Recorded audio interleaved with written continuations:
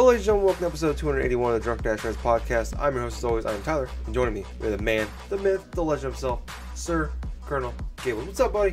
Hey, Tyler. I'm doing all right. Honestly, this work week had been a little bit, kind of a little bit of a barn burner. Fortunately, I got everything else done and had an early Friday off. But in that regards, though, it got me plenty of time to not only watch a couple LPs that I've been wanting to watch from some of my favorite YouTubers, but I also had a chance to play a fun game on PS4. But other than that, man, I'm doing pretty swell. What have you been doing? Doing all right. It's been a long, crazy couple weeks at work. Usually, I've talked about it a few times before. Labor Day to Memorial Day, it's balls to the wall, 70, 80 hours a week. Oh. And then in the summertime, it is you're pushing a broom a lot, and you're painting a lot, and just doing side projects, and Right. just trying to keep busy to get your 40 hours. Not been the case this summer. It's not as bad. It's not as bad. But I had we actually worked a decent amount the last few weeks. But the nice thing is, I got nice everything on. I've worked the last couple weeks will go on the paycheck I get right before I go to Vegas. There you go. So I told my boss that just gives me more opportunities to win the jackpot and not come back here. So he did not find that funny. And I didn't mean for it to be funny. So yeah. I like how you're just so ballsy up front. It's like, yeah, if I win the jackpot, I'm never coming back. Yeah. On some extents, they like me because I just kind of say what I'm thinking. And on other extents, they don't, because sometimes I like to say what I'm thinking. So it's kind of a weird double-edged sword there, where it hurts you sometimes, but it helps you some other times. But yeah, I'm doing okay. It's crazy to think that 2 weeks from now, I will be, at this very moment, dead on a sidewalk in Las Vegas. Or at least a high probability. No, I'm doing okay. Other than that, had to work today, unfortunately, which sucks. Puts a little damper on your weekend because you don't really have one. Yeah. But I got to do a little bit of gaming this week, so that's exciting. And you know what? Before we get into that, Gables, I always do this stuff at the end of the show. I'm going to do it at the beginning. Just in case you sons of bitches out there turn the podcast off when I do this. Now you got to hear it. If you guys like us and you guys are interested in us, we are on all kinds of different platforms. We're on Facebook. Check us out on there, Drunk Dash Nerds Podcast. Like and join us on there. On Twitter, at Drunk Nerds Pod. Follow us on there. On YouTube, Drunk Nerds Podcast. Actually, you know what? Drunk Dash Nerds. I apologize. Subscribe to us in there. Podcast goes in there. Give us a big thumbs up. And like I said, subscribe. iTunes as well. Subscribe. Give us a big 5-star rating. And also leave a nice little comment. We'd really appreciate it if you did that. And last but not least, twitch.tv/Drunk Nerds Podcast. Follow us on there and send us a friend request. We like friends. Friends are good. So check us out on those platforms. Now, Gables, on with the show. All right. So I think we actually... So... Thanks to Gables here, because typically what we do is a couple hours before I'll go on and I'll look for some topics. Actually, really, I have the podcast or show notes on my phone, and I'll just type stuff in as I hear about stuff, so I don't forget about it. And this week there was just not a lot of anything at all. And then Gables, fortunately, when I was telling him there ain't a lot of news, he reminded me 5 things. So Gables saved the show this week, because otherwise I had nothing. But before we get into that, we're gonna talk about what we've been playing. So Gables, and you know what, man, I'm feeling a little tipsy, and I'm I'm on my 3rd beer, and I just opened this 3rd beer. Wow, that's it. And I'm like, why am I so tipsy? And I looked, 8% alcohol by volume. Oh, That's why. That's a lot. That's a lot of beer. A lot of alcohol in a beer. So I'm feeling a lot better than I was about, how long ago? About an hour ago before we got on the Skype chat. If it's been 3 minutes for you guys. But, Gables, do you want to go first or want me to go first? I'll go first this week. All right, sounds good. All right, so this week I had been going forth on my backlog on my PS4, checking out what games I wanted to try to start up, and one game in particular that I had bought on a flash sale, of all things, I decided to start playing A Hat in Time. Now, A Hat in Time released last year on Steam, and it became kind of like a indie darling, sort of, in the sense where like any type of indie game nowadays that gets some like positive feedback, some sort of like acclaim or something, becomes like the next indie darling or something like that. This one is more or less styled after old 3D platformers, considering like say Super Mario 64 or Banjo-Kazooie. You know, the sort of explore around a huge level and terrain and stuff, finding all sorts of various things to collect, and then just going forth and getting the main piece of thing you got to collect in order to try to go through like another act or this or that. So in this game, you play as a girl who pretty much has to go forth on each the individual like worlds and stuff you unlocked and collect these things called timepieces. Because at the beginning of the game, she's in her spaceship traveling her intergalactic journey, and all of a sudden she comes across a random planet and something attacks her ship.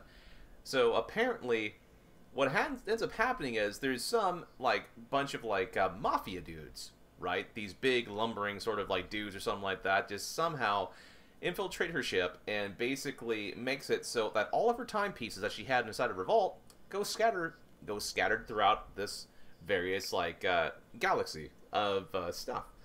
So your job is to go through each of these particular levels you unlock and collect the timepieces of this each corresponding world. So there is about 4 worlds in all.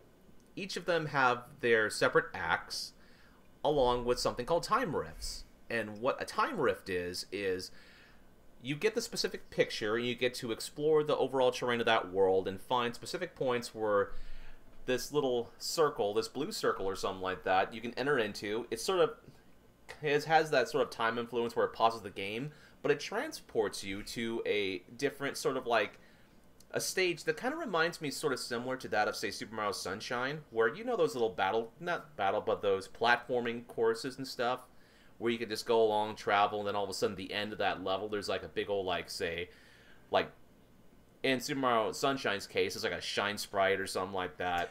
Okay, yeah. Yeah, there are levels like that inside, like, A Hat in Time, and honestly, it's probably one of my favorite features of this game. You know, go ahead and exploring the different worlds and stuff are fun, but once you go through a couple of time distortions and stuff, the music gets sort of relaxing. It's like it's not really as menacing or something like that, and the platforming ranges between somewhat simple, then it gets sort of like a moderate sort of play style, but it's nothing like inherently hard that makes you feel frustrated. So I've went through a couple of different time rifts. But some of my favorite parts about this game so far have been encountering a lot of the personality of characters while going through different worlds. Like, for instance, you go to the first world and you encounter these big old group of, like, mafia guys, right? Which, basically, the stereotypical mafia guy inside Hat in Time are big, lumbering, sort of dumb. They're bald. They have their friggin' mustaches and, like, the big old blue suits. I think at one point I was passing across one of the walls and stuff, and there's a huge giant wall, right, leading up to a bridge, and all of a sudden it's like, yes, the mafia owns this wall. Huh. But, and then you have another world that's kind of based upon, like, kind of like movie theater-esque sort of things, where you have these 2 dueling directors that want to try to capture, like, credit and acclaim or something, winning these, like, this prestigious movie award, and you gotta help both of the directors in order to try to get one up upon the other. Then, of course, like there's another world and stuff that's like entirely kind of spooky. It's sort of like a Halloween kind of themed world, from where it actually at points going to that third world, it can be kind of disturbing because there are some imagery and some like little bits of like jump scare things I was not expecting in this sort of like kid related game. But it's funny because there's this menacing kind of dude or something like that inside the third world or something that's sort of reminiscent to, say, like, oh boy, it's sort of like kind of like a devilish sort of figure. He's like this like menacing like spirit that once you get ensnared a couple of his traps or something like that, he presents you with a lot of these contractual options or something like that you have to sign, and it's kind of funny. It's kind of funny because it's basically the theme for that world and stuff where you have to sign and just go through the different acts and this and that. So every time that you go through it, it's like he just mentions a little bit off key. It's like, oh, you got snared on my trap. Oh, it's you again. Just little subtle humor stuff. And then the last world that I was that I had a chance a little bit to play through a bit has is something like Alpine Heights or something, where you're exploring these different mountain ranges and stuff inside this world, and you get to try. The whole theme is try to blow the horns that are up the top. There are some random enemies that are kind of interesting there. There's these pairs of little cat enemies or something like that are stealth. They have these invisibility cloaks, but they'll steal items off of you and this and that.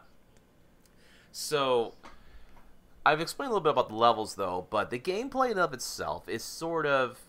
Well, you know what? It's actually pretty decent in ways of a platformer should be. You have your standard double jump. You have, like, various platforming elements you do, but there are different items that you actually get to use in this game. You get to use different weapons. Like, your default weapon is an umbrella.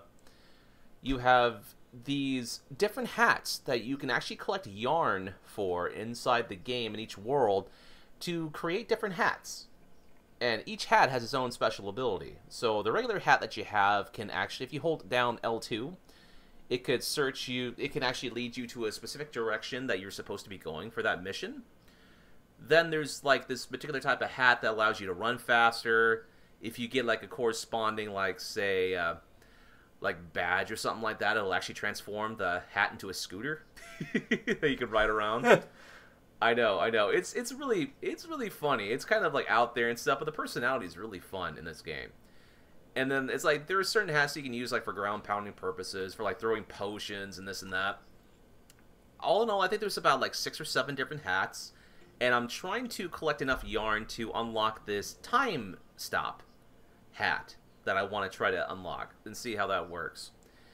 So each of your various hats corresponds with different type of features. So you gain little bits of items like that. You get a hook shot at one point, and it's really cool because it makes you want to go back and explore different worlds with the different items you collect. So on top of that, you get to encounter this merchant, this creepy ass merchant that wears all red with this like purple hood, right? And at first when I encountered him, I thought my game was glitching because at certain points you see him closely and his freaking face just starts like twitching out a bit and this and that.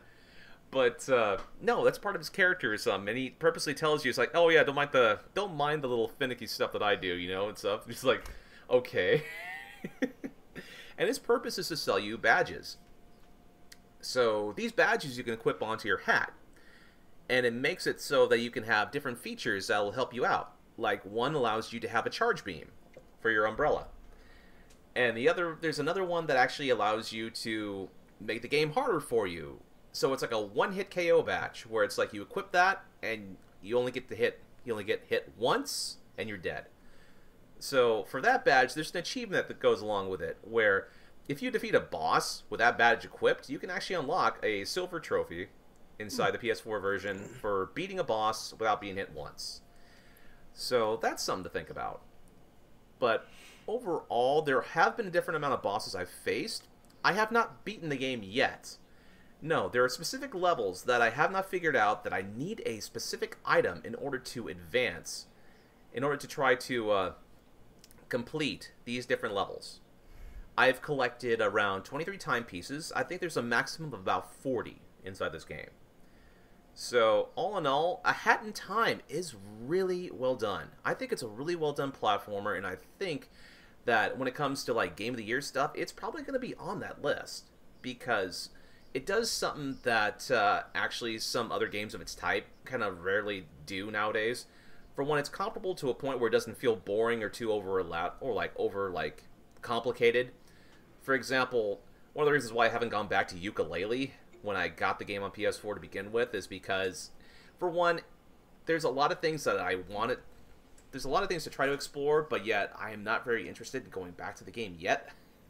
There's some elements that were boring, in my honest opinion, but in this game, it just leads you a little bit more basic. It's sort of like a bridging game. So, say if you have kids, or say if you haven't played a lot of platformers, this is easily a good game that's going to bridge you into some of the hardcore, like moderate platforming games out there. Say, I'm wanting to say maybe like, maybe sort of like a Celeste, possibly. That's a 2D platformer. Maybe like a Hollow Knight, or any type of other platformers that you want to try to get into hardcore. But all in all, you know what? This is definitely a recommendation for anyone that actually has some moderate interest in the game. I got it when it was like about $20 in a flash sale. It probably will be on sale again, possibly towards the end of the year. So for anyone who wants to play a good platforming game that doesn't allow you to, like, say, overthink things, or if you just want to play a game that's just, like, nice, just decent, you know, you want a few full laughs or two, yeah, by all means, buy Hat in Time. It's well worth the cost of admission. Oh, cool. Yeah, I've heard great things about it. The biggest praise I got was it's a very good Mario 64 clone. It truly is, honestly. Yeah, that's great to hear. I'm surprised it took you this long to play it. Well, yeah. Yeah, I've been wanting to check it out a few times too, and I've seen it on sale. But anything else you've been playing? Let's see. I'm not too sure if I have mentioned this before, but I think last week I started up playing Celeste. Ooh. It's because of your talk about it during our last podcast and how much you loved playing the game that I decided to go ahead and start last Saturday night playing a little bit of Celeste. I am up to about Act 3, I want to say. I'm stuck in a particular portion, but from what I've played of Celeste, I've really loved the story of the game in and of itself. I love how difficult certain parts of the game can be with the platforming elements. Like, the one act that I've been going, that I actually went through, was the one where you can actually go and, like, zoom through these, like, invisible platforms and stuff, and this and that. I think I am at the hotel right at the moment. But overall, though, it's like the game is really good so far in terms of its presentation and in terms of, say, the balancing of the platforming. I'm really surprised how sharp the game plays, and there's actually a separate thing you can unlock where you can play a 2D version, like an actual, like, sprite, like so like a meaty sort of NES style, like freaking Celeste in the middle of that thing, you know? Oh, the B-side stuff, and you get the cassette, yeah. I didn't even bother trying. Let's see, for the B-side stuff, I think I played a little bit of it, and then it's like I exited out, and it's like, oh, you can actually play it in the main menu. It's like, yeah, but here's the thing. What kind of captured me a bit about Celeste that's something completely different than other games of its type, you know, sort of like a Super Meat Boy or this or that, is it goes on and just tells you, it's like, oh, hey, don't worry about it. If you don't feel like collecting this and that, don't bother with it. Just go ahead and just continue to have fun the way it is. It's like positive reinforcement after positive reinforcement, even after like that. It's like the game actually readily tells you, it's like, hey, you're not having fun doing this? Go ahead, decrease the difficulty. Do this and that. You know, it's really refreshing actually seeing that inside of a game. Yeah. You don't... Obviously, I'm so used to video games just saying, like, oh, hey, you played at this level, here, increase the difficulty, do this and do that. Or get good. Or the whole get good meme that's played itself to death. But at the same time and stuff, it's really refreshing just to see kind of like the opposite end of the spectrum. It's like, hey, we know you're playing this game and stuff, take your time with it, do this, do that and stuff. It'll be here when you get back, you know. It's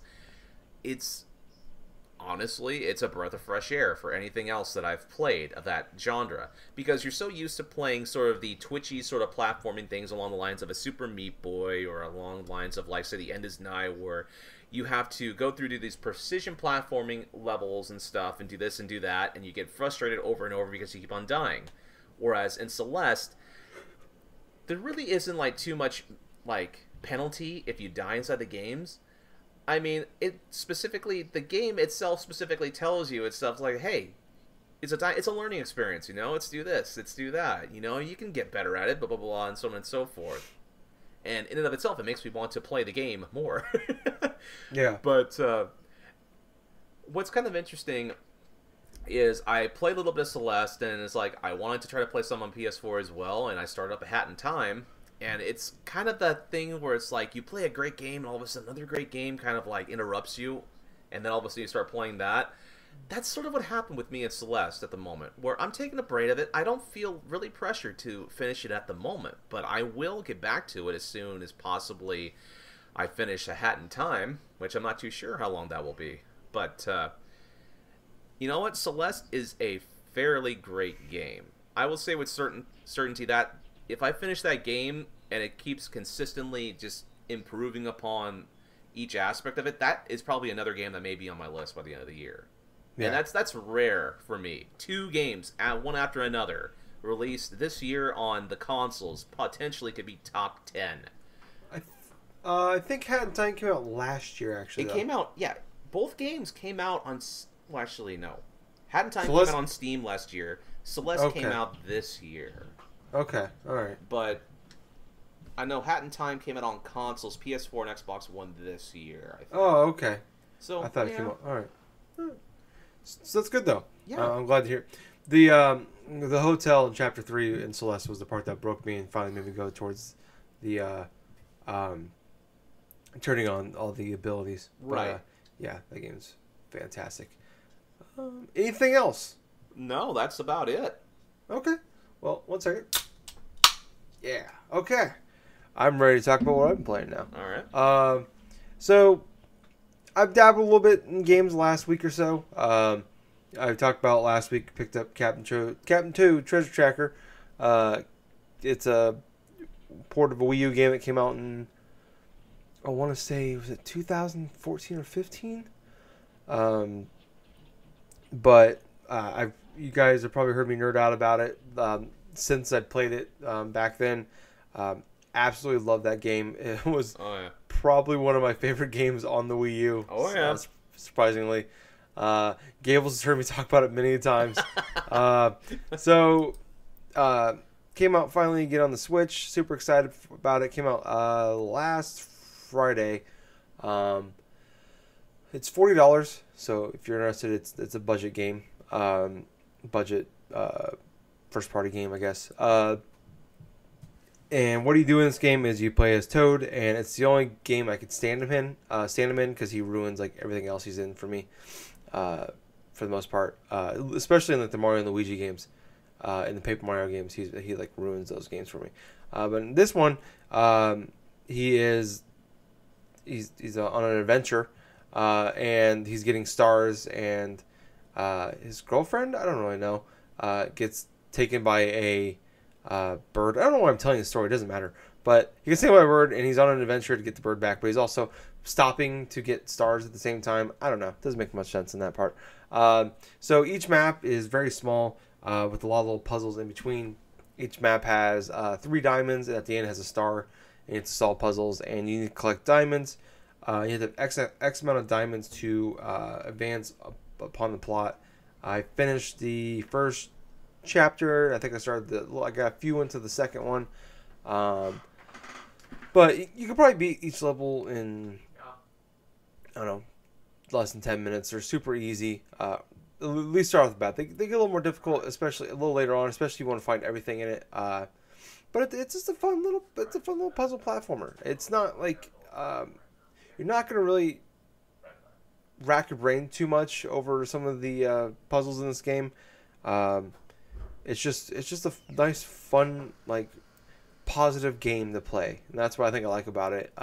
It's fun to go back into it. My only really issues with it is the one my biggest thing I like about this game, the changes they made, is in the old game on the Wii U, you had to use the gyroscope to move the camera around, and in the Switch version, you can use right analog stick to move the camera around, which is way better.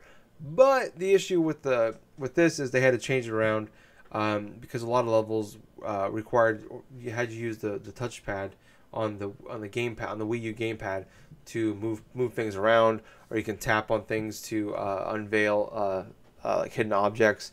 And in this one, you can't do that. You gotta I'm using the Pro Controller, so I gotta point it at the. I gotta still use the gyroscope to a certain extent, and point it at some levels. You have to tap on the one of the platforms to move it around. So you have to still use the gyroscope to some extent, which kind of sucks. I'm not a big fan of that. And you have this big blue dot on your screen at all times for every level, even if you don't need it necessarily, which is really annoying. I've only played a few levels that really required you to have that and use it. But when you have to, it kind of ruins the level. Like those levels I enjoyed on the Wii U version because it was just super simple, just tapping the screen. But on this one, if you play in handheld mode, you can use the touchscreen on that. So for those levels, it might be better to play in handheld mode. But using a Pro Controller or even just the Joy-Cons, it is not as fun. But overall, I'm still enjoying it. It's fun. It's fun to go back to. It's just like I said, it's a nice, like, you don't take it too seriously. It's like you can knock out. It's a perfect Switch portable game. It's on 3DS as well. You can, like I said, each level take you probably 10 minutes at most to collect everything. So yeah, I'm having fun with that. It's great being back in that world, in that environment.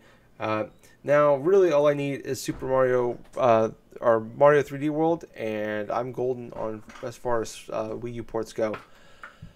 And the other game I played, I've only played the first couple hours of it. It is the game that came out. It came out last year. I bought it when it first came out, and I just never got around to it. Finally, since it's been a little bit slower as far as game releases coming out, I've been trying to do a better job of catching up on my pile of shame. I have a folder of shame, is what's called, at my PS4, of games I've bought and haven't completed, or like Destiny 2's in there. I'm just waiting on DLC to come out for it, or South Park is in there, stuff like that. Just a way to remind myself, don't forget about these games. And one of the games that's in my folder of shame, that like a hidden agenda, like I said, I bought it last year. It was $20 when it came out. I've seen it on sale for $5 or $10. There's actually a physical copy you can go get. I think it's like $10 now. But it is the game that followed. It's Supermassive Games made this. The people that made Until Dawn, which did you play Until Dawn? Gables? I haven't played Until Dawn. I still have the game on my PS4 in physical form, so I have not got around to it yet. Okay, so I remember when it came out. I want to say 2015. It was my number 2 game of the year. Yeah, behind Metal Gear Solid 5. Actually, yeah, it was. I think Rocket League was 3. And I know Justin and Jake also had it that year in their top 2 or 3 as well, or top 5 at worst. And so a game that we all loved. Well, 3/4 of us, everybody that played it on this podcast loved, and it was great. And I've been waiting for that sequel to it. And this, I remember seeing the trailer for this probably. I think it came out like last fall. Okay. So I remember when it was announced like last summer, I'm like, sweet, we're getting something like that. They've had a few games since then. They had a couple PSVR games that I've also are my folder of shame on my PS4 that I've got to play. But so this one, so PlayStation in the last couple of years has like got this big thing, and I think they've kind of fallen off to a certain extent. But they have these PlayLink games, is what they call them. And their games were like they're basically like ripoffs, not really ripoffs, but they're kind of their own thing of Jack in the Box games on like the PS4, where you can play these like fun party games with your friends in person, but you use your cell phones or like a tablet or whatever device you have that's not a controller as basically as a controller.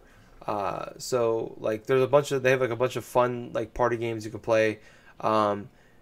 Like 20-30 minute games. Like there's ones where you take a picture of yourself and you like answer questions, and it's like who's the most likely to jump into the lake naked, things like that. Like just fun stupid games you can play. And then there's this game Hidden Agenda. Okay. And it is basically like a low budget version of Until Dawn is the best way to compare it. Like I said, it's $20. Okay. But it's like I said, I'm only a couple hours into it. I don't understand why this is a PlayLink game. Like it kind of like it makes me not want to play the game because I have to use my cell phone while I play it. Like so, the way it works, it works just like like a Telltale game would work, or if you played Until Dawn, like an Until Dawn game, or like if you played if you played like a I forget the name of the company, but like Detroit Become Human, those kind of games, or Heavy Rain. You play their games. It's closer to that, but you use your cell phone. So basically, the way I'm playing it by myself because I just want to play a Supermassive game again, or just give me something like a taste. That's all I want. And this is kind of what it is. So the way it's supposed to work is you can have up to 6 people in a room with you playing it, and like there's things that come up, and you make decisions like you would in any other narrative driven game.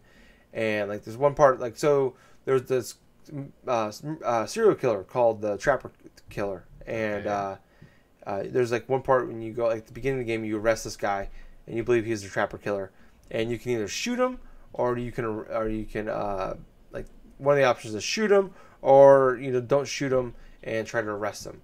And basically, what's supposed to happen is everybody in the room will make their own decisions on their cell phones and whoever like most votes goes with that one. So that's kind of the way it's supposed to work. I hate everything about the PlayLink part of this. Like I said, I hate using my cell phone.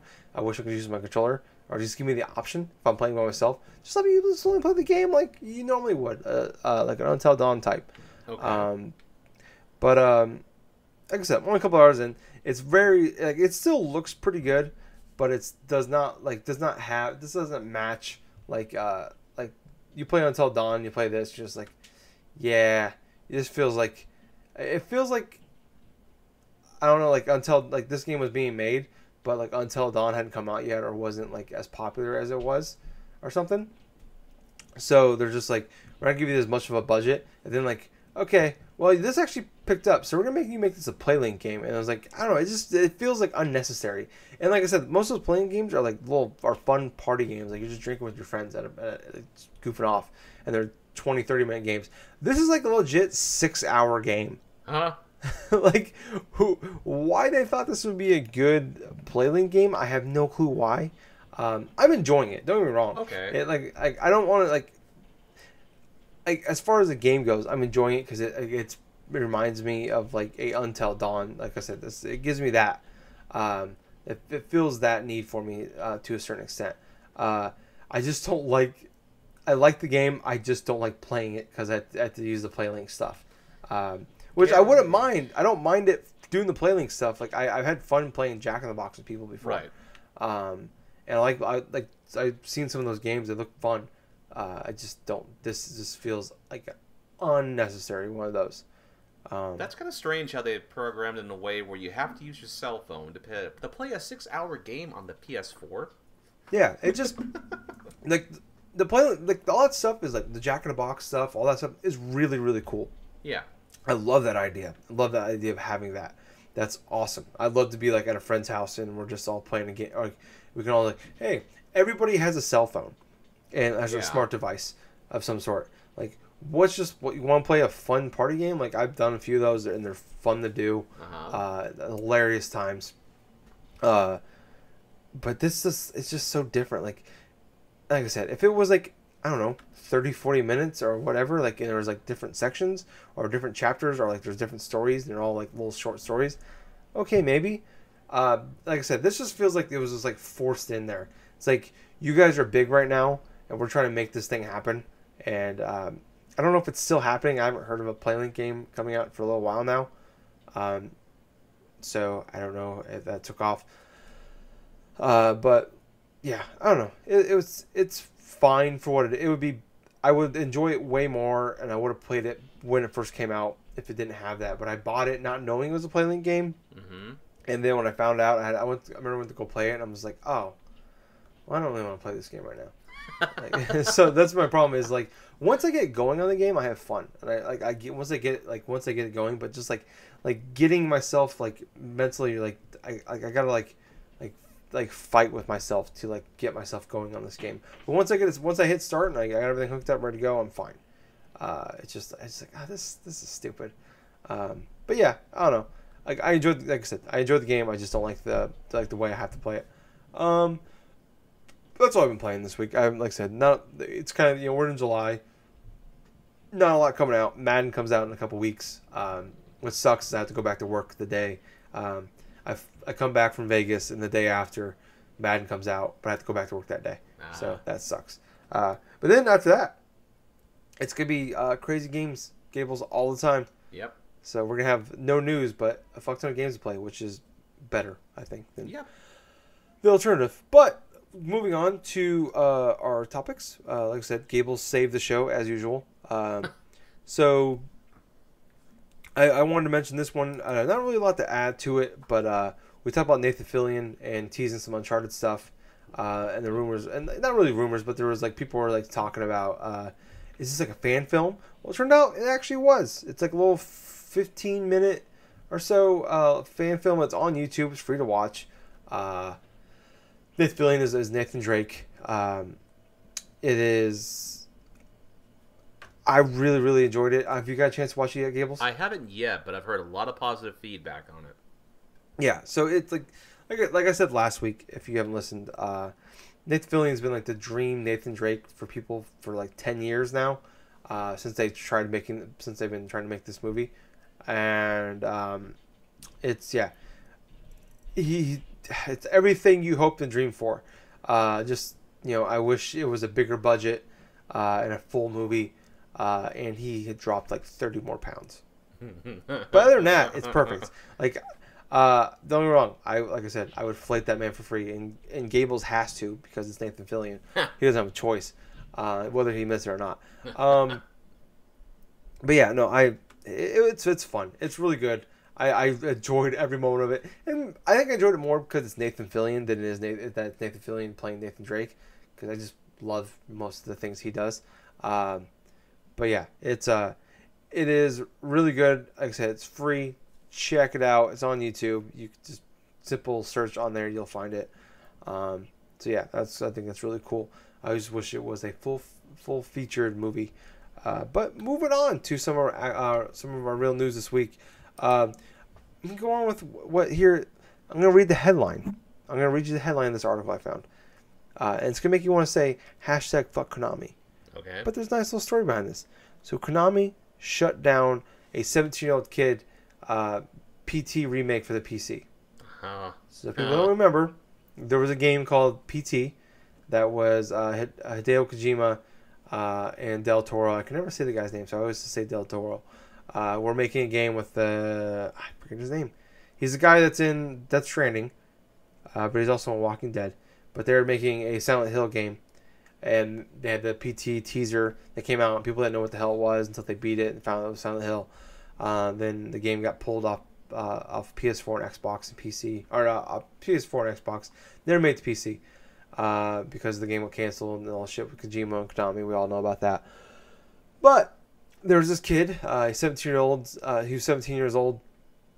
His online handle is Kimzar, I believe is how you say it.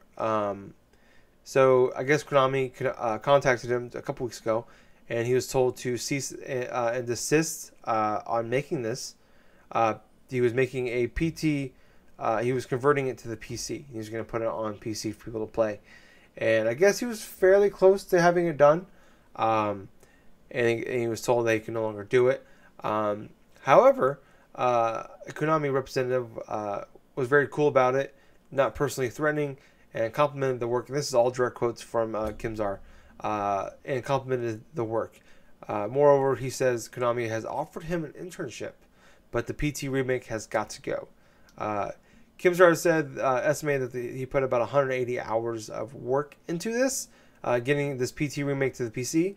But he said he felt like it was a giant burden that had been lifted off his shoulders after announcing he was working on this, and no longer felt like he had to do it. So, going off the headline and going off kind of what you're hearing about this, it's very easy to say fuck Konami, but this is kind of cool. Like, it's easy to say fuck Konami because it's Konami, but I mean, I feel like once a year we have Nintendo shuts down a piece, like someone redid a game, like a Nintendo game, and puts it on PC, or does like a sequel. Makes their own from the ground up sequel. Of there's that Metroid game that came out last year on the PC that someone made, and then they did a cease and desist and shut it down. So this is kind of cool. Like, he's a 17-year-old kid, and he's already got an internship at Konami.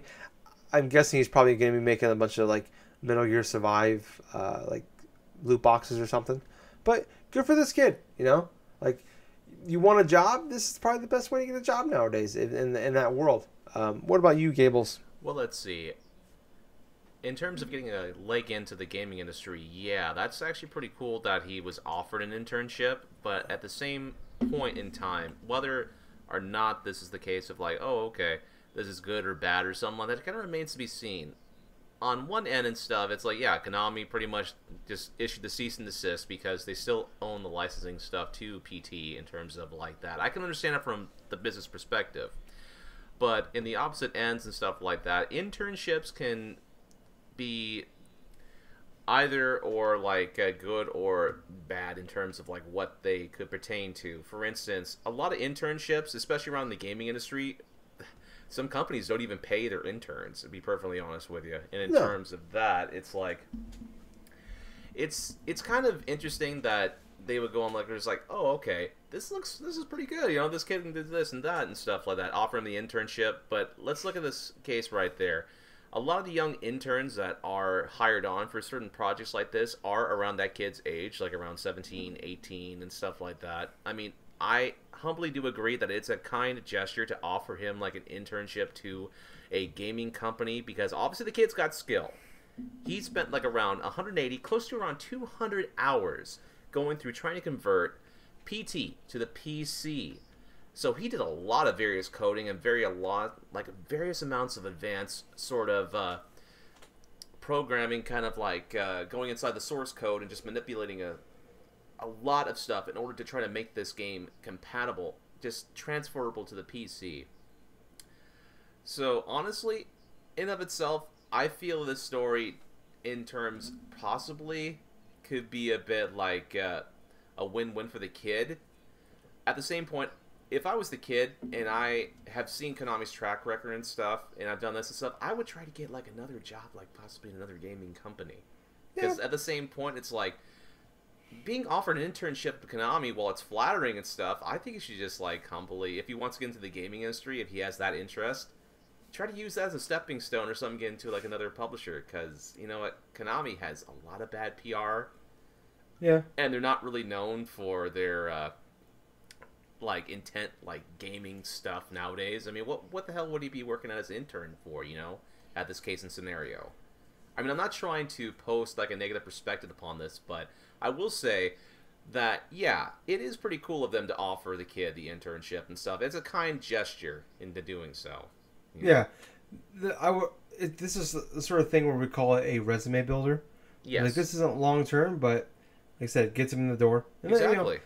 Then, you know, it's... I wonder if Konami, if this was a different story, if this was 5 years ago, they would do this. Right. But now it's like, you know, every time we talk about Konami, outside of the Castlevania stuff on Netflix, it's usually, and they, other than giving their IP to somebody to make it, they didn't really do anything in that. Yeah, exactly. But you know, they need the good press, and I don't know. I think, like I said, it's kind of cool, and like you said, what the hell they're gonna work on? Like I said, like what the hell is this kid gonna work on? This is a good way to get his foot in the door, and you know, maybe he could turn this into something, and get him into a paying gig. Who knows if it's paid or not? With the internship, I doubt it. He's 17. He's not even, honestly, inside the states and stuff, he's not legal to work yet, I don't think, until it depends upon state. Pretty much. I think with internship, it's a different story because he's not actually getting paid. You know, he's still. I think he's going to be a senior in high school next year. Yeah. If that's what I remember correctly from the story. But it's kind of a cool thing. And you know, if this kid's got a good head start as far as most people probably do at his, then people are probably in their mid-20s. So yeah, good for that kid. And I begrudgingly good for you, Konami. But moving on to our next topic. Hey, Gables, did you hear about this game that came out a couple weeks ago called the Culling 2? Oh, God. How could I have not? Oh, you did hear about it. Okay. I've heard about the Culling 2. Okay. So, I'm shocked you did because I really fully expected you to say no. So, for people who don't know, this is... I never even heard of the Culling 1 until Culling 2 came out. Yep. But, so the Culling 2 was, actually, it was released, or it was announced, the game was announced to come out on July 10th. Yep. Of this year.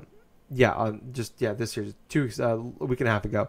But there was no press before that. The game was literally announced and released with 24-hour notice. Oh. Now has already, after 8 days on the market, I think July 18th, it was pulled from, so it was digital only. It was pulled from Steam, Xbox, and PS4. So the story here, it's crushing to hear. I don't want to like knock this or like make fun of them or anything like that. So people don't know, the developer, I believe, Xaviant,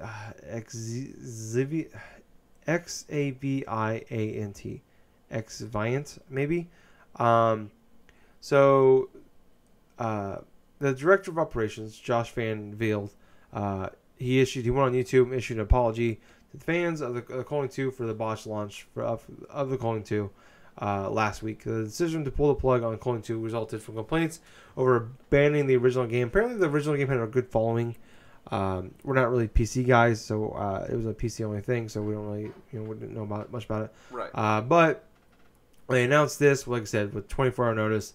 There was decreased emphasis on the melee combat. They had low server population and a general poor reception. So I don't really know. I tried looking up stats and I couldn't really find them. But one stat I heard from somebody on a podcast was that on like a Friday night, the first Friday night it was out, on Twitch, one person was playing the game. Whoa. Streaming the game on Twitch. Whoa. Which I don't, like I said, I don't have stats what Fortnite and PUBG and all the top games come out, but I gotta imagine they're probably in the thousands somewhere. We have a guy that makes $500,000 a month just playing Fortnite on Twitch. I imagine there's probably a big Twitch following for Fortnite. Yep. So yeah, this game, like I said, came out. The people were playing it like the first couple days it came out, and like there's people winning the games because like it was. So it's, I guess go back. It's a battle royale game, but instead of 100 people, it was 50 people. Mm-hmm. The people were like, you still jump in like you would in like any other battle royale game, but people were winning games not because like they outlast anybody, just nobody else was in the game. They were the only person in the game, so nobody was in there, or they joined games and there's only 12 people in it, or a lot of bugs and issues like that. I think like the on what's it called, Metacritic or something like that. It's like the score was in the 50s somewhere. So. And also, apparently, it was missing features that were present inside the original game as well. So you had a mixture of a botched launch where there was plenty of glitches, plenty inside the Culling 2. On top of that, you had a major outrage from the original players that were playing the original Culling 1, and all of a sudden this stealth announcement and release pissed off a lot of players to the extent that a lot of them just say, fuck this game. I'm going to go back to Fortnite, or I'm going to go play whatever. And then on top of that, it's like you're missing key features that were prevalent inside the original Culling, and all of a sudden they're taken out, and it's like just a basic sort of like style, and that's a recipe of like just a major disaster full launch. By watching the No a few days ago, it is potentially one of the worst gaming launches I have honestly ever seen, even kind of worse than No Man's Sky in that regards. Yeah, and speaking of them, they had it's not in the show notes or anything, but they did have a nice big announcement, and that game is kind of been on a pretty good redemption road lately. But going back to Culling, I want real quick. So Josh Van Velde, the director of operations, did go on to say, it's been difficult for us to wrap our heads around the entire situation. The Culling 2 was not a game that you asked for, and it's not the game that you expect as a worthy successor to the Culling. So, like I said, I don't want to shit on these guys too much. Like, they realized what they did, and they realized it wasn't working, and they pulled the plug. They're pulling it down. They're going to try to give people refunds. It was a $20 game, which is crazy when you think about it, because, like, Fortnite is the biggest game in the world by far. One of the biggest things, not in the like in a game in the world. One of the biggest things is entertainment in the world. Yes. And it's free to play. You pay $10 a month every 10 weeks if you want to. And this was a $20 game, and they have it sounds like, from what I understand, a pretty good following from the Culling. The original one was doing really well, and in a lot of ways, it seems like the fans were kind of insulted, like Gables was mentioning, and they kind of turned a lot of those guys off, and just tried to do a quick, it was a quick cash grab. And it's something we've talked about in the past, even earlier this year, where At one point, remember we talked about, there was an article out there that was saying there was 18 Battle Royale games announced for this year coming out. Yep. And that's just stuff we heard about. And that was in I want to say February or March. And then we've had E3 coming. There's more games, more Battle Royale games announced. That was before Battlefield and Call of Duty announced their Battle Royale game modes. The Culling wasn't one of those games because I had less than 24-hour notice that was coming out. So I think they're learning. They learned the hard way, unfortunately. And I think a lot of people are probably going to learn the hard way is you're not going to just be successful right off the bat just because you have Battle Royale. Like, that's not a selling point really necessarily. No. So I mean, it's a good bullet point to have in your game, maybe off the bat, but it's not, that alone isn't going to make or break your game. Right. So I'm glad. Well, go ahead, Gables. Well, anyway, I'll let you finish what you're saying, then I'll chime in a little bit. Okay, I just want to say I'm glad that they realized what they've done, and they're trying to fix that situation. They pulled it from the stores. They're gonna do they've already talked to Steam, or talked to Valve, Sony, and Microsoft about getting people their money back. So it seems like they're doing the right thing for the people that have invested in it. So I love the honesty that they have in this, and it's saddening to hear. It's like I almost feel guilty for not buying their games. How if you've seen the video, and he's just broken. The Josh is from just kind of the reception of this. Right. But go on, Gables. Right. Of course. At essence, with the whole thing about the Culling 2, the stealth announcement, the release, 24 hours and of this, let's not overlook the fact that this game in and of itself was potentially a quick cash grab in terms of try to capitalize upon successes of other battle royale games. And in and of itself, they had this development group learned the hard way that you can't just easily go forth and just get a quick buck or two just by releasing another, basically like a reskin and less features of a game in order to try to present as say your next sequel and stuff.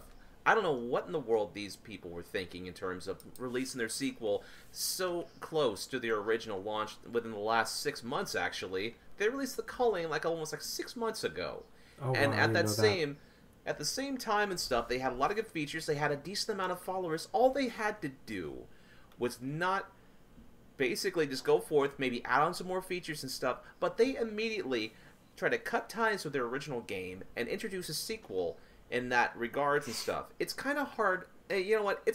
It's horrible in the way that this went down and stuff. It didn't have to be this way. At the same point, they could have just easily put on some more content, maybe add some more features to the original game, and just continued on like so. But in and of itself, all they've done right now is burn a lot of bridges away from the established fan base they've had with their original game, and what's left right now is sort of say a myriad of different types of stuff they have to try to rebuild. That consumer trust is going to be extremely hard for those people, for the developers and stuff, to rebuild, because they basically have just said to the initial fan base, you know what, hey, you gave us $20 or so for our original game and stuff like that. Yeah, we don't care about that. Here's another game right there and stuff, and you're going to have to pay this and that and stuff. It's kind of hard for me to feel sorry for this development team, this crew, because initially what they've tried to do was so freaking shady in that point where it's like, why would I trust you with any other things that you're going to put in this point in time? I'm glad that they're doing the common sense rule and just going through and just giving people the refunds, being honest with what their intentions are to try to patch things up. But this is going to be a process which could take them potentially years in order to try to rebuild upon something they tried to start with, basically over 6 months ago with their original game. So, in and of itself, it's they kind of reaped what they sow in this regards. And yeah, you know what? I kind of hope they could find a positive thing out of this stuff, because it's going to be obviously a big hole that they got to dig themselves out of. Yeah, and I hope not only do they, they figured out obviously what they did, but I hope other people do, because it's something we mentioned months ago. Is it's just, we see this all the time. Whenever there's a big fad in gaming, Mm-hmm. Like if something takes off, like and it goes past just gamers, it goes more worldwide. We just see a shit ton of copies, like Gears of War, Call of Duty, Halo. For different archetypes, for different Mario control styles. I mean, for different types of games in general. Like you said, like the third-person's cover shooter, that was popular. The motion controls, the VR stuff, everything else that's like... the gaming industry is full of copycats, and there's for good reason. Yeah. They copy what works. But that's not really it's just in entertainment, really anything in general, but entertainment in general, especially like Marvel Cinematic Universe takes off. DC's got to make their own. Yep. X-Men's trying to do their own. Fox is trying to do their own thing with Fox. Or Fox trying to do their own thing with X-Men, sorry. It's just how it's a copycat world. Same thing in sports, too. And I'm hoping that, and it's probably not going to happen, because, I mean, how we see it, like I said, we see it all the time. Every couple of years, we see the big fad. And then we see 30 copycats, and maybe one or two of those kind of come out and they do really well and they're really successful, and the rest is kind of fall to the wayside and get buried. But I'm hoping that people see stuff like this and they kind of see what's going on, and like this, it's not an easy thing to crack. It's not easy just because your game is, like I said, just because it's a battle royale game doesn't mean it's going to print money for you. Exactly. And I think this is kind of a perfect example for people that are making those games, that you just can't put together a battle royale game and throw it out there. We had the one, the Lawbreakers guys. It was the guy who's the guy that left Epic, the Gears of War guy. That was Cliff Bleszinski, I believe. Cliff Bleszinski, the guy, he left Epic and he made Gears of War. Yep. And who then went on to make Fortnite, and He left Epic to make his own company, and he made Lawbreakers, which was a Overwatch ripoff. Yep. That didn't do anything. Nope. And then he tried to make try to pivot at the last minute to make a Battle Royale ripoff, and within 2 weeks of them releasing an early access version of the game, the company was closed. Yep. And that was just in the last month. So stuff like this it's happening all the time, and especially in that business, like we hear about people losing jobs and businesses closing all the time. It's just it's crazy to me. Like, and I get it. Like, it's still, I'm sure a lot of business head honchos. It's like, this is like an easy thing to get into. Like, this thing will just make money, but really it's not. It's a hard. I mean, there's already two big titans in this genre. And it's a very hard nut to crack. Like, H1Z1's got a respectable following for their Battle Royale mode. But other than that, nobody's got anything. Who knows what's going to happen. Now that we have Battlefield and Call of Duty jumping into this in October, who knows what's going to look like. In 6 months, the entire industry can change all over again. Battle Royale stuff, Fortnite can be like gone. Like, this time last year, PUBG was all anybody would talk about. Yep. That was the king of everything. There was no competition. It was a game when it wasn't out yet. It was still in early access. And now PUBG is a far distant second to what Fortnite is right now in the Battle Royale mode. But at the same that game was... Go ahead. Oh, sorry, Tyler. But at the same point, there's a reasoning why that PUBG is where it's at right now, and why Fortnite is doing so well, and that's because of bad PR moves by the PUBG developers. Yeah, with the lawsuit stuff, that's, like I said, that shit was stupid to me. But it's like, Fortnite Battle Royale mode wasn't even announced or a thing until September of last year. That's true. And within a few months, it was the biggest thing in the world. And here we are in late July. It's still the biggest thing in the world. So who knows what the gaming industry might look like this time next year. I'd love to have a time capsule. I'd love to almost go back like every few months or so, and or go back every year and listen to the episode that we did 1 year ago that week, and hear about what we were talking about, and just just because how fast things change in this industry. Oh yeah. And like I said, PUBG was the king of gaming, and now, I mean, it's still number 2, but it's nowhere close to number 1. But anyways, we got other things to talk about, Gables. Yep. So let's run through a couple things real quick. So Mario Kart 8 is getting some surprising. I don't know if it's. I guess it's technically DLC, but it's getting a new update and it's out now. They announced. Nintendo announced it. I want to say Thursday night. So Mario Kart 8 Deluxe on the Switch is getting a Breath of the Wild update. And it's free to everybody that has the game. It is update 1.6, and it adds the Master Cycle Zero motorcycle. You also Zelda also has a Champion's Tunic wear, and there's also new tires and a paraglider that you can use now. And the tie-in with that also announced, there is a Zelda gear coming to the Monster Hunter. It is called. Let me look it up real quick. I always forget the name. Monster Hunter Generation Ultimate. It is a port of a 3DS game that came out a couple years ago. Yep. Coming to the Switch, comes out August 28th. So players can deck their hunter out with a number of Zelda-inspired items, including Link's signature champion tunic and hood. Hunters can also wield the ancient bow, while your Palico companion can be dressed in a Kart costume, which, I mean, I don't know why you want to do that. If it was a Tinkle costume, then we'd be talking. If I could have my Palico have a Tingle costume and also fly around in a balloon, then I'd be 100% in. But unfortunately, that's not the case. But two pretty cool little updates there. They're all free. It all comes. I mean, you just gotta buy the game. But I mean, I think it's a cool thing. Mario Kart 8 it's a port of a Wii U game, but this game came out on the Switch last April, last April I want to say, and here we are. We're getting a cool free update. Yeah, I think it's a cool thing. I'm hoping that means maybe we get more Mario Kart 8 DLC. Oh, here's hoping. New characters, new tracks. But Gables, does this make you any more interested in picking up any of those two games?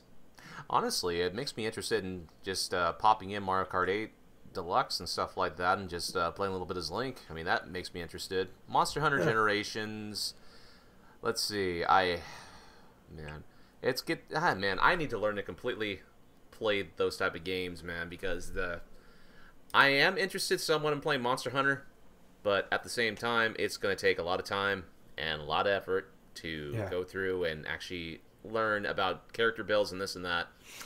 So I like the fact that there's Zelda stuff inside the upcoming game coming out this August for Monster Hunter. At the same time, it's like, that's cool. yeah. That's kind of where I'm at with it. Like, I'm definitely interested in popping in Mario Kart 8 again. I'll go back to it every so often to play it. I'll play like a tournament here and there. But yeah, I didn't play Monster Hunter Worlds for when it came out on the PS4 and Xbox, which is supposed to be a lot easier to get into than like this game will be, because that's the biggest complaint I've heard about Monster Hunter games is how deep everything is in this game and how hard it is to like grasp and understand everything. And Monster Hunter World did a good job of fixing all that for people. It was a great game for people to get into, for Monster Hunter fans, or for non-Monster Hunter fans. And this game is more of like the old one, so it seems like it's going to be a turnoff for me. But it's a cool reason to, it's one more reason to pick up that game. So if you are someone that wants to play that, it's out there now. And one more reason to get Mario Kart 8. I highly doubt we'll get DLC for Mario Kart 8. I feel like at this point, I almost rather on one hand, if it was sooner rather than later, I'd rather have sooner some new cards or some new tournaments and stuff, but new maps. But I imagine at this point we're more likely to see Mario Kart 9 than anything for Mario Kart 8. But it's so cool we saw this. You know what, Gables? I think we have gone on long enough. I think we'll save the rest of the stuff for next week. Does it sound good to you? Yep, that sounds good to me. All right, cool. Because I hate to go long this week, and then next week we have nothing. I know. So I will save. I'm going to put the note there to keep that for next week. But yeah, like I said, all that stuff I talked about at the beginning of the show. Check us out on those places. Just Google search Drunk Dashers Podcast, and you'll find us on all those places. Go to iTunes, like I said, check us on there, YouTube, all that. But once again, Thank you guys for listening. I was your host. I was Tyler. And I have been Colonel Gables. So until next time, everyone, I hope you have yourself a fantastic week. Make sure to enjoy yourself on this great summer holiday for a lot of people. Also, make sure to play yourself some good games, watch yourself some good movies, maybe some TV shows and stuff. But remember, among all else, give a good listen to the Drunk Dash Nerds podcast. Goddamn right. And hey, Gables? Yeah. Too sweet. Too sweet, man. Bye, guys. See ya.